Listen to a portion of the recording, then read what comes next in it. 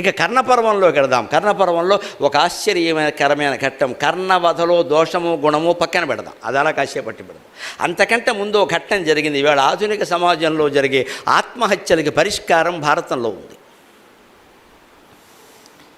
అంతకుముందు అర్జునుడు ఆత్మహత్యకు ప్రయత్నం చేశాడు. 17వ రోజు యుద్ధంలో కర్ణుడు సాయంత్రం 3 గంటల ప్రయత్నంలో అర్జునుడు ఆత్మహత్య ప్రయత్నం చేశాడు. ఎక్కడ? ధర్మరాజు శిబిరంలో.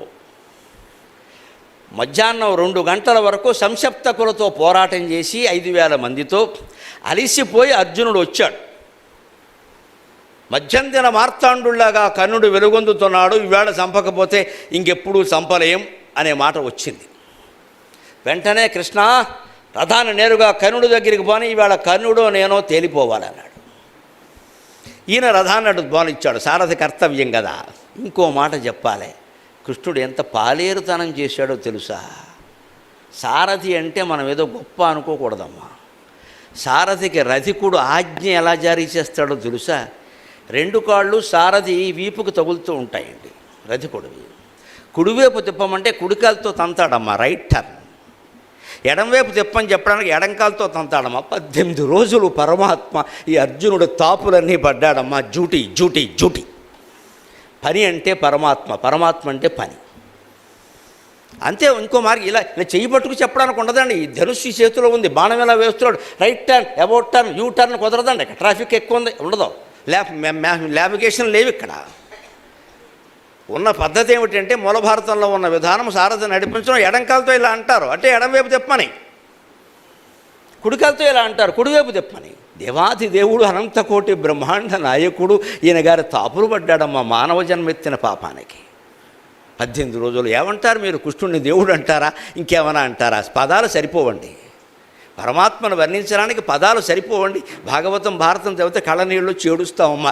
మేము ఆ ఆనందం మీకు అందించడం కోసం ఇక్కడికి వస్తామమ్మా, సన్మానాల కోసం, పారితోషికాల కోసం కాదు. నా ఇంట్లో నేను కూర్చొని చదువుకుంటూ ఉంటే నాకు ఆనందం కలిగితే, అయ్యో ఇది 10 మందిలో చెబితే వాళ్ళు కూడా ఆనందిస్తారు కదా, ఆ భావం మాకు గొప్ప సత్కారం అండి. మాకు సత్కారం అయిపోయింది, మేము భాగవతం చదివినప్పుడే అయిపోయింది.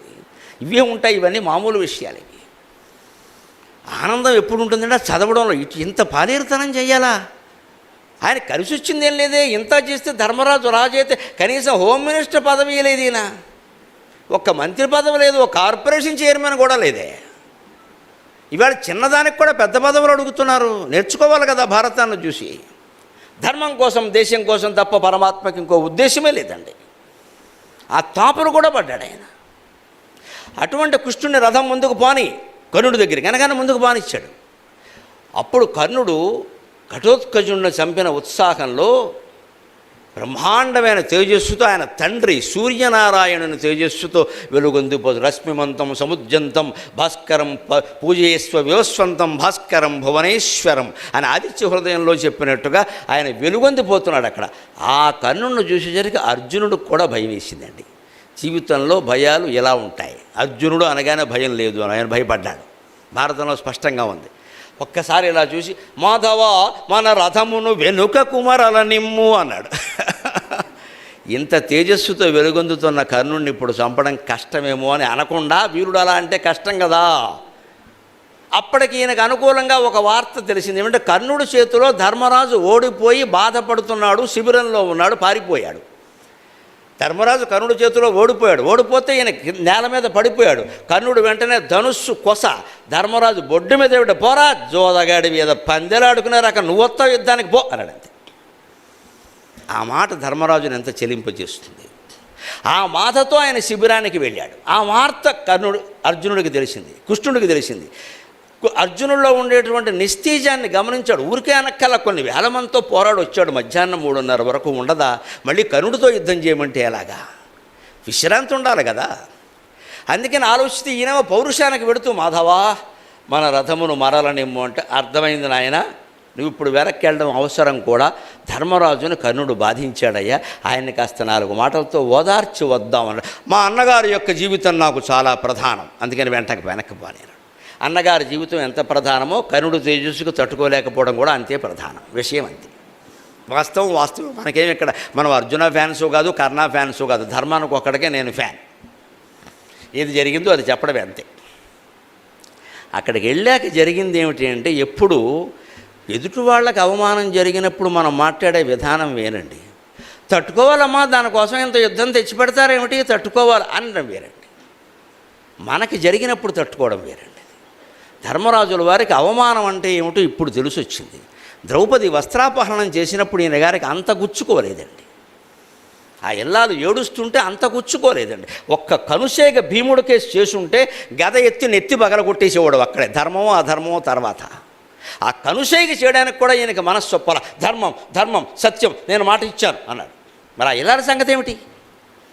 కానీ కర్ణుడు ఈయన్ని బొడ్లో ధనుస్సు పెట్టి పొడిచేసరికి ఈయన విలవిల్లాడిపోతున్నాడండి శిబిరంలో. అప్పుడు కృష్ణార్జునులు ప్రవేశించడానికి ఆయన మనస్సు ఎలా ఉందంటే, చంపేసి వచ్చుంటారు కర్ణుడిని అనుకున్నాడు. ఏదో భ్రమ. మన మనస్సులో ఏదైనా అవమాన భారం ఉన్నప్పుడు ఎవరో మనకు ఉపకారం చేస్తారు అనుకున్నాం అనుకోండి, వాళ్ళకి ఇంకా మనం ఫోన్ చేయకుండానే వాళ్ళు మన ఇంటికి వచ్చాడు దేవుళ్ళో వచ్చాడు, ఈ పాటికి చంపేసి ఉంటాడు, ఈ పాటికి వేసేసి ఉంటాడు, ఈ పాటికి డబ్బులు వచ్చేసి ఉంటాయి అనుకుంటారు కదా. ఈ ఆవేశం, సంతోషం ఆవేశం, దుఃఖావేశం లాగే సుఖావేశం. ఆ ఆవేశంలో ధర్మరాజు ఏమన్నాడంటే, అర్జున స్వాగతం, నాకు తెలుసు ఇంతమంది తమ్ముళ్ళు ఉన్నారు కానీ నువ్వే నాకు తమ్ముడు అయ్యా, కర్ణుడిని చంపేశావు, ఎంత అర్థం అని చెప్పి, ఎంత అదృష్టం అని ఏకంగా 16 పద్యాలు వరుసగా పాడేశాడు. శ్రీకృష్ణ విజయ నాటకంలో ఉంటుంది. కృష్ణుడు అర్జునుడుగా ఆంజనేయరాజు గారు వేశాడు, ధర్మరాజుగా కందుకూరి చిరంజీవిరావు గారు వేసేవాడు, మహానుభావుడు. బ్రహ్మాండంగా నడిపించారు సీన్. అలాగే 16 పద్యాలు వరుసగా పాడేస్తుంటే అర్జునుడికి మతి లేదు. అప్పుడు కృష్ణుడితో అంటాడు, ఈ జనగొండు నేను కర్ణుడిని నిర్జించుతున్నాను భావించుచున్నాడు కాబోలు మరి ఏం చేద్దాం, అలాగే ఉంటుంది. ఈయన అప్పుడే నేను కర్ణుడిని చంపేశాను అనుకుంటాడంటే, ఇంత ఆవేశంలో ఉన్నవాడు ఎలా ఉంటాడు అంటే, చంపలేదు అని తెలిస్తే అర్జునుడిని చంపేస్తాడు. అందుకే సుఖావేశం దుఃఖావేశం ఏదీ పనికిరాదు. నేనైనా నేరుగా శాంతంగా సహనంతో తట్టుకోవలసిందే. ఆనందంలో కూడా మనం రెచ్చిపోకూడదు.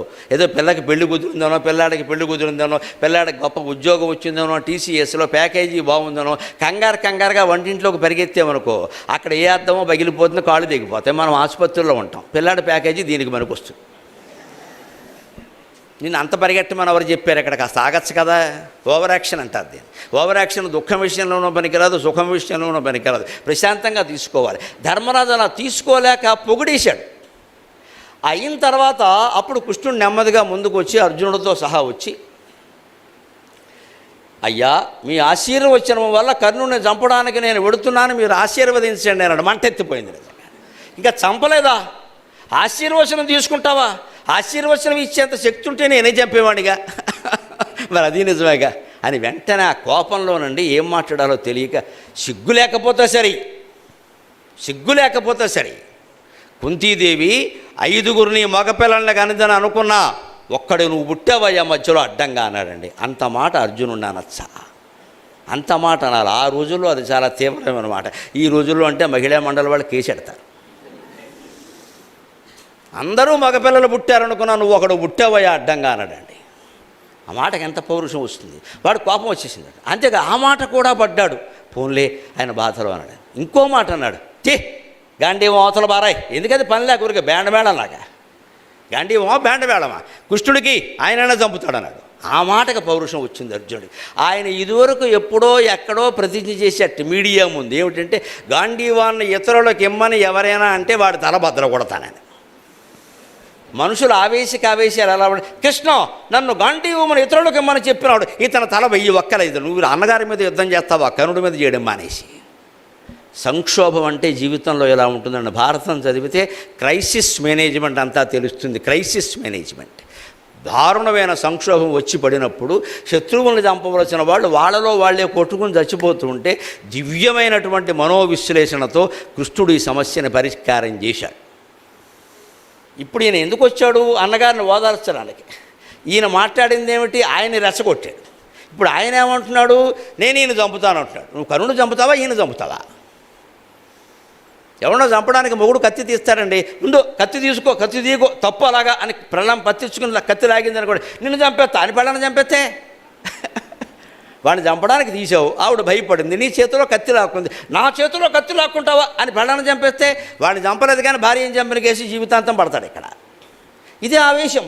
ఈ ఆవేశానికి భారతం సమాధానం చెబుతుంది, కాస్త తాళుకో మానవా, ఎందుకంత ఆవేశం?